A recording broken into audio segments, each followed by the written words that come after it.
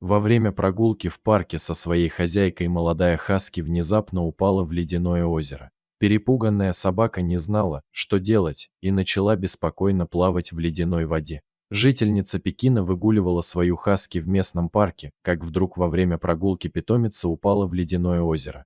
Недавно в китайской столице наступили холода, поэтому собачка могла серьезно замерзнуть.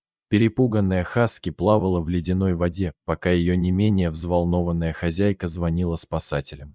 Доставать собачку приехала команда пожарных. Сначала хаски бросили спасательный круг, и смышленная собака быстро поняла, что к чему. Она схватилась лапами за круг, после чего поплыла к берегу, а спасатели помогали ей. Обессиленная и замерзшая хаски упала, оказавшись на берегу, у бедняги перемерзли лапы. К счастью, хаски оказалась невредима, стоило ее немного отогреть, и она тут же почувствовала себя намного лучше и пошла.